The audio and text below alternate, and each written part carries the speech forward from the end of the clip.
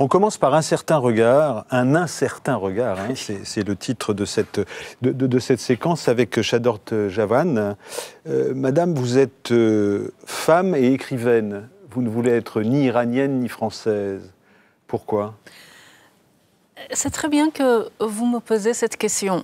Il se trouve que j'ai dit cette phrase devant Brice Hortefeux. Mais je précise à tout le monde que je suis de nationalité française depuis maintenant 12 ans et je n'ai que la nationalité française. Je n'ai même pas le double nationalité. Alors, s'il vous plaît, chers journalistes, cessez d'écrire « iranienne vivant en France ». Femme écrivaine, c'est pas mal. Exactement, tout à fait. Sauf que j'ai dit, les deux seules identités que je revendique, c'est d'être une femme, et pas toujours d'ailleurs, et écrivain. Mais ça, toujours. Pourquoi pas une femme, toujours ? Pas toujours. Pas toujours, parce que parfois, je suis juste un être humain asexué. Parfois, je suis, dans mon être, un homme. Je l'ai été. Et parfois, je suis très androgyne. Formidable. Oui, oui, bien sûr. Théorie de la bisexualité. Exactement, ça en est une illustration tout à fait. Alain Mijola, Sophie Joubert disait que vous étiez un des meilleurs historiens de la psychanalyse. Je pense que oui. On peut le penser, exactement. Merci Shadort. Freud et la France, c'est le premier volume oui. Aux presses universitaires de France, 1885-1945. C'est sorti au début de cette année. J'ai d'abord une première question à vous poser à tous les deux, parce que ce soit dans le livre de Shadort Javan, Je ne suis pas celle que je suis, chez Flammarion, on va le voir chez Freud dans une seconde, il se pose la question de la langue. Quelle est la langue dans laquelle on fait une psychanalyse ? Quand on vient de l'Iran et qu'on arrive en France, qu'on apprend le français, qu'on le maîtrise, on peut comprendre que la psychanalyse se passe en français. C'est la moitié de votre livre, des séances d'analyse d'une jeune femme, on imagine. Et comment se fait-il ? Comment est-ce qu'on appréhende ceci ? Alors, je suis arrivée en 1993 en France et j'ai commencé une psychanalyse l'année suivante, en 1994. À l'époque, je parlais pas du tout bien le français, parce que je l'ai appris par moi-même, toute seule, autodidacte. Et donc, je cherchais mes mots dans le Robert pour pouvoir me dire le lendemain devant le psy. Donc, comment on fait ? Au début, je pensais que ça ne marcherait jamais, que ce serait impossible que les mots français puissent prendre part de mon passé. Et de votre traumatisme. 25 ans de vie sans un mot de français. Et finalement, je fais entrer les mots français dans mon enfance et dans ce passé qui s'est passé sans la langue française. Et je pense aujourd'hui que mon inconscient est vraiment restructuré en français. Je ne suis pas capable de penser en persan. Alain Mijola, vous êtes médecin, vous êtes psychanalyste. Oui. Quand vous entendez Shadort Javan dire cette possibilité de l'autre langue pour la psychanalyse, ça vous semble... Moi, j'y crois tout à fait. J'y crois tout à fait. La restructuration. Et même sur divan, j'ai des patients qui, de temps en temps, se mettaient à parler leur langue. Ce qui fait que moi, je comprenais rien, mais ils avaient besoin de ça. Et j'ai très, très bien compris ça. C'était vraiment même très émouvant. Par hasard. Je vous lis à propos de Freud et la France. Freud va évidemment, c'est la Salpêtrière, c'est Charcot, c'est les années 1885. Et Freud qui à l'époque ne parle pas correctement français. Et dont vous dites sa grande difficulté est de parler le français, ce qu'il explique à Martha, sa future épouse, le 19 octobre. Je viens d'acheter pour 4 francs un des livres de Charcot, que j'ai déjà en traduction allemande, afin d'apprendre le français en suivant la traduction. Il cherche également à faire des progrès, reprenez-vous, en se rendant au théâtre, comme par exemple au cours d'une soirée où il voit 3 pièces de Molière, Le mariage forcé, Tartuffe et les précieuses ridicules, ce qui lui vaut de commenter, bien que je n'ai pas compris un mot de ce que disaient les femmes et à peine la moitié de ce que disaient les hommes, leur jeu brillant m'a donné beaucoup de plaisir. Il ne peut toutefois s'empêcher d'ajouter « Ma migraine va m'empêcher d'aller souvent au théâtre, que je voulais utiliser comme cours de français ». Freud est à ce point travailleur. Et... Ah bah oui, c'est un travailleur. Non, mais sur l'apprentissage de la langue, je veux dire. Sur l'apprentissage de la langue, il a fait ce qu'il a pu. Il a quand même traduit les œuvres de Charcot en allemand. Ce qui montre qu'il connaissait l'allemand et il connaissait le français. Mais il connaissait le français uniquement par écrit. Il a d'ailleurs dit « j'ai une aphasie motrice », c'est-à-dire, ça veut dire « je ne peux pas parler ». Mais il n'a jamais fait d'analyse en français. Même Marie Bonaparte, c'était en allemand.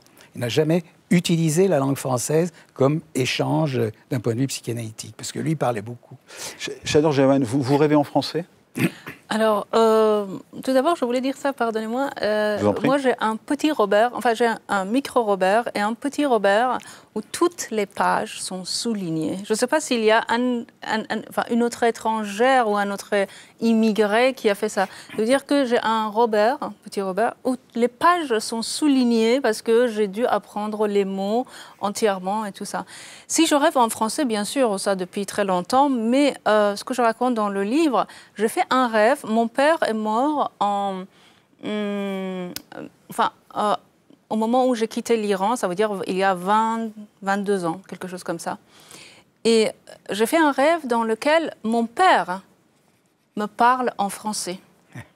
Mon père me parlait en français. Vous avez gagné.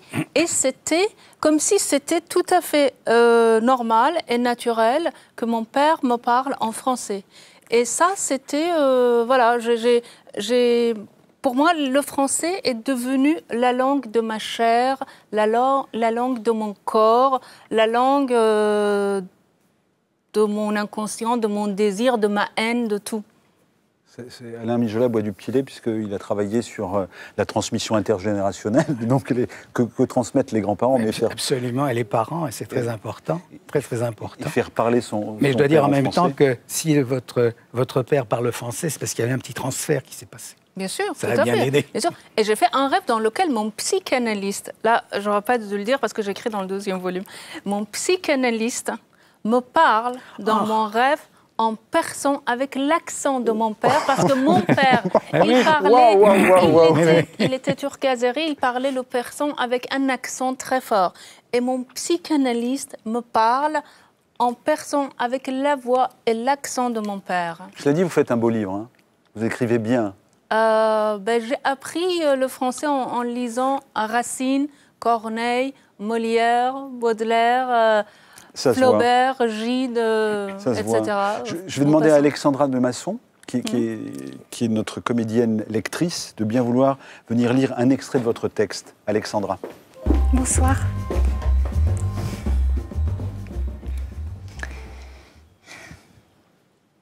Je suis exaspérée contre moi-même. Oui. Je suis allée hier faire des courses au supermarché. Je ne parvenais pas à y entrer. Je voyais bien qu'il y avait des gens à l'intérieur, mais j'ai pensé qu'ils avaient fermé la porte pour que d'autres clients n'entrent pas. Ce qui était surprenant, car il était 3 heures de l'après-midi. J'allais repartir lorsque quelqu'un est entré par la porte d'à côté, juste à 1 mètre, par laquelle tout le monde entrait et que moi-même j'avais emprunté des dizaines de fois. Vous ne trouvez pas que c'est quand même incroyable? Pas de réponse. Je vais au supermarché où je fais mes courses depuis des mois. Je passe devant l'entrée et 2 pas plus loin, je m'arrête devant une porte condamnée. J'ai un problème avec les portes, avec les situations les plus simples. Ça m'arrive tout le temps, partout. Je ne sais jamais comment entrer dans un endroit. Oui. Ça explique tout ce que je fais dans ma vie. Parfois, c'est si gros qu'on dirait une attardée mentale. En fait, je cherche les portes fermées. Je cherche l'impossible. Je cherche à être exclue. À rester à la porte. À ne pas être admise, à ne pas être acceptée. Comme si je n'avais pas le droit... d'entrer dans la vie. Merci Alexandra Lemasson. Est-ce que vous avez retrouvé un droit d'entrer dans la vie en écrivant? La littérature dont vous dites que c'est votre seule jouissance pour éviter l'ennui de la vie? Non, pas l'ennui de la vie. Vous savez, on dit quand on écrit, c'est au dépend de la vie. Il y a des gens qui disent l'écriture est un grand plaisir pour moi. D'autres disent c'est beaucoup de souffrance. Pour moi, l'écriture, c'est la jouissance suprême. Une jouissance beaucoup plus importante que la jouissance sexuelle. Et pour cette jouissance-là que je vis, je peux me contenter à une vie entièrement imaginaire et symbolique avec les mots.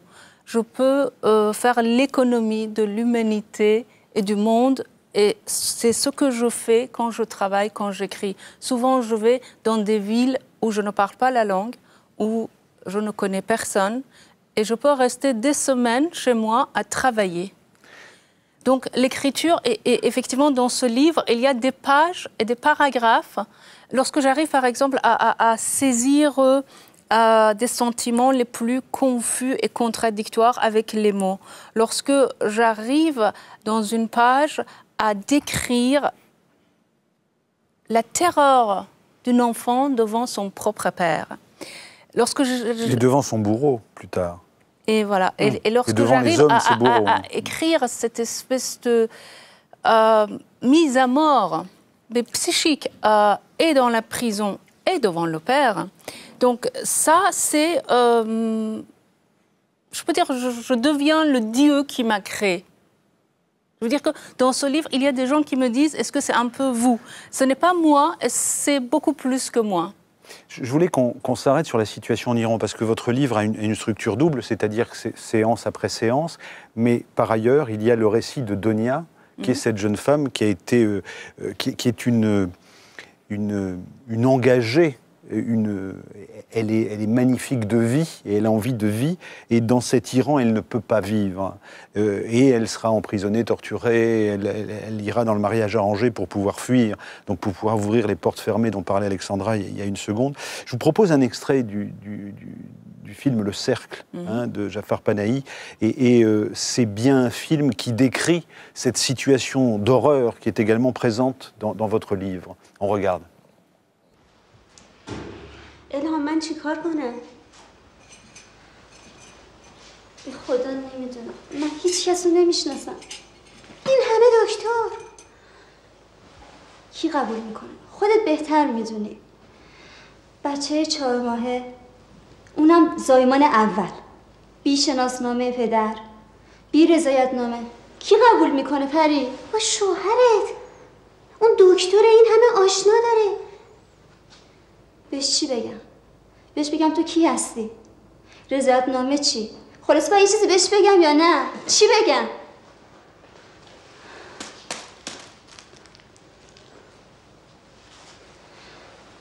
سیگاری نبودی؟ شدم. اینجا بیمارستانی نمیشه. بیار سیگار را. از صبح تا الان نتونستم بکشم. Panahi qu'on peut voir sur les écrans avec Ceci n'est pas un film, hein, c'est son actualité. Quand on voit ces situations, et c'est ce que vous dites de la femme terrorisée par le régime iranien, pas seulement la femme, mais surtout la femme aussi, parce qu'il y a des structures culturelles qui font qu'il y a cette domination. Est-ce que vous avez besoin aujourd'hui d'être une écrivaine engagée ? Vous faites des papiers politiques en dénonçant la complaisance de l'Occident par rapport à ces pays iraniens pour des raisons géostratégiques. Je pense qu'un vrai écrivain, en un sens, a le devoir d'être le témoin de son époque. Effectivement, je fais deux travails différents, un travail d'essai, et je suis sans complaisance aucune avec ce régime. Je l'ai condamné dès la première ligne que j'ai écrite. Effectivement, les femmes n'ont pas le droit au divorce, droit au garde d'enfants, pas le droit d'avoir un passeport sans l'autorisation du mari ou du père, pas le droit, bien sûr, d'avorter. Donc, la femme est sous tutelle masculine. Et ça, c'est la loi, c'est pas la culture. On fait croire que c'est la culture patriarcale. Mais en Occident aussi, c'est la culture patriarcale. Il n'y a pas de société matriarcale sur Terre encore. Donc, matrilinéaire, oui, mais pas matriarcale. Et il s'agit d'un système totalitaire religieux qui refuse le moindre droit aux femmes, car les lois sont ainsi. Alain Mijola, une question sur ce que vous avez entendu, de ce que dit Chador Javan, et sur sous ces termes, le matriarcat, la domination, la répression, etc. Et plus généralement, peut-être un point de vue de lecteur, puisque vous avez lu le livre. Oui, bien sûr. J'ai lu avec plaisir, surtout la partie de l'héroïne, parce que c'est vraiment l'instinct de vie qui est là en permanence. Et c'est une extraordinaire puissance de vie qu'elle a à travers les effroyables moments qu'elle passe, à travers surtout les moments très effroyables qu'elle passe avec elle-même. Eh bien, elle s'en sort avec l'instinct de vie qui est là. Et c'est d'autant plus amusant qu'il y a en contrepoint ces séances qui, pour moi, sont un peu éloignées de la psychanalyse, telle que je la conçois, mais qui sont surtout marquées par un automatisme de répétition qui ne peut qu'évoquer l'instinct de mort pour un psychanalyste. Et il y a vraiment ces deux niveaux qui me semblent admirables dans votre livre. Mais la psychanalyse française est souvent comme ça, vous me pardonnez? Non, c'est pas la psychanalyse. Enfin, attendez, une autre fois. J'essayais déjà de dire la psychanalyse, il faut supprimer le terme. Je ne sais pas la psychanalyse française, mais certains psychanalystes. Voilà, il faut supprimer le mot la psychanalyse. Je sais qu'il y a la guerre entre vous, mais moi, cette jeune femme... Moi, c'était pour raconter une psychanalyse et ne pas la psychanalyse. Voilà. Une petite question, appâtez-nous, parce que vous avez dit qu'il y avait un deuxième tome. Cette jeune femme s'en sort, Dounia, elle va s'en sortir. Cette étudiante... Alors, je ne veux pas raconter ce que n'est pas écrit, mais c'est en fait, effectivement, cette juxtaposition de cette héroïne qui fait en même temps tout pour faire une descente aux enfers. Elle-même, d'une façon inconsciente, elle cherche sa misère. Elle se met, pire que la misère, elle fait une vraie descente aux enfers, alors qu'elle aurait pu ne pas le faire. Mais on va comprendre tout ça bien plus tard et qu'il y a des raisons beaucoup plus profondes et importantes. Vous écrivez des polars, non, pas du tout. Non, mais c'est... ce que vous dites, c'est intéressant, mais c'est... en tout cas, il y a des écoles psychanalytiques qui pratique cette psychanalyse-là.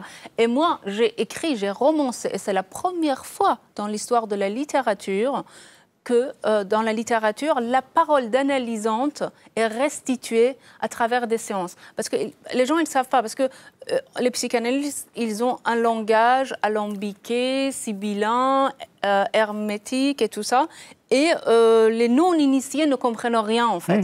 Donc, j'ai essayé de montrer comment ça se passe, séance par séance, à travers la parole, pour les gens qui ne sont absolument pas initiés à la psychanalyse. Et vous le faites bien. Fait, mais c'est l'image du psychanalyste qui quand même est un peu douteuse. Parce que, ça existe, hein. Il y en a même de plus douteux que ça. Il y en a beaucoup plus douteux que ça. Alors revenons au maître, Freud. Allez. Freud comme je dis d'ailleurs, remplacer le mot psychanalyse par la pensée de Freud. Absolument. Voilà, ça serait mieux. Ce que je voulais remarquer dans votre livre, puisqu'on est dans une émission plutôt littéraire, c'est l'importance des écrivains, ou en tout cas des intellectuels qui écrivent, pour l'installation de la pensée freudienne avant la Deuxième Guerre mondiale. Je pense à André Breton, par exemple. Je pense à Romain Rolland. Bien sûr. Comment ça se... S'il fallait expliquer comment Freud arrive en France? Il arrive difficilement parce qu'il y a eu des tas d'oppositions, surtout dans les milieux médicaux. Mais c'est les milieux littéraires qui l'ont admis. En particulier, à partir du moment où Eugénie Sokolnika, qui était une analyste juive polonaise, qui est venue en France, où elle avait fait avant des études littéraires. Et donc, elle avait fait des amis. Et ces amis, c'était ceux de la NRF. C'était André Gide, etc. Elle a même, dit-on, eu Gide quelques fois sur le divan, ça j'en suis même pas sûr, mais c'est de là qu'est né le premier intérêt pour Freud, et les premiers articles consacrés à Freud dans l'histoire de la psychanalyse française, c'était dans la NRF. On vous consacrera un portrait pour la publication du deuxième tome. Simplement, pour terminer sur Freud, parlez-nous de ce sentiment océanique qui est au cœur de l'échange entre Freud et Romain Rolland. Le sentiment océanique, il il le termine très vite en disant ça n'existe pas, quoi. C'est une histoire de narcissisme, il fait comme toutes les choses, les sentiments. Ça n'existe pas pour Freud. Il y a toujours des explications, il y a toujours... Alors que pour Romain Rolland, c'est un rapport au monde qui peut ouvrir à Dieu. Absolument, il n'y a pas que pour Romain Rolland, pour des tas de gens. Toutes les croyances et tout sont basées sur ce même mouvement. Alors que Freud est vraiment quelqu'un d'incroyant. Et c'est vraiment important. De même que le mot croire est tout le temps présent dans le dialogue. Alors, dans ce qui arrive... croire. Bien sûr. Oui. Dans ce qui arrive, on parlera forcément de Lacan, qui est déjà présent dans ce premier tome, et parce qu'on a voulu marquer sous forme de clin d'œil le trentenaire de sa mort, il est mort en 1981. Je vous propose de réécouter Jeanne Moreau, qui parlait de Lacan et de son rapport à Lacan, dans une interview que j'avais faite avec elle, c'était en 98. Je regrette que Lacan ne soit plus là, mais il m'a jamais envoyé cette cravache d'or, il en a certainement rêvé. Moi, j'aurais bien aimé l'avoir reçu. Non, à la place, il m'envoyait des orchidées très très vilaines, celles qui ont des très gros mentons avec des taches partout. Et je jouais au théâtre à l'époque, et Alain Cuny est venu me rendre visite, et il connaissait très bien Lacan.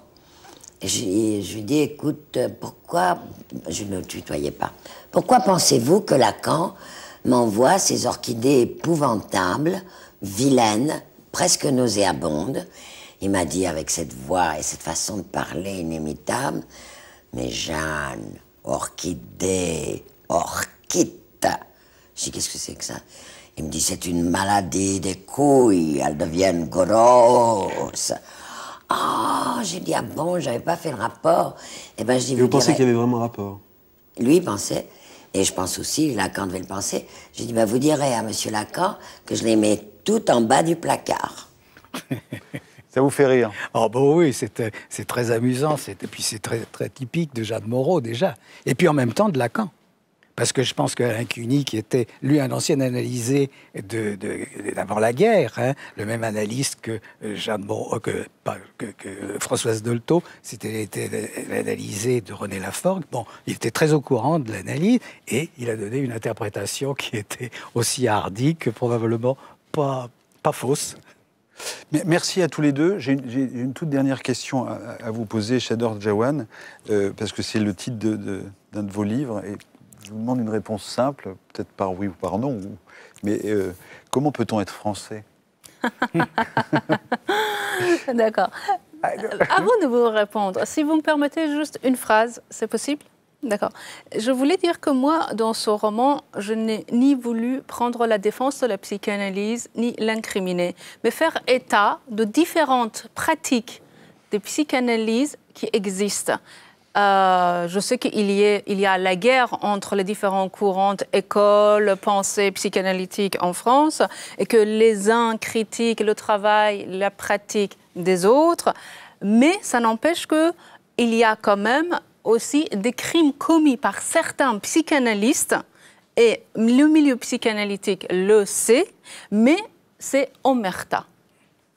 Tout à fait d'accord. Une manière de parler. Alain de Mijola, qui est lui-même psychanalyste, dit je suis d'accord avec vous.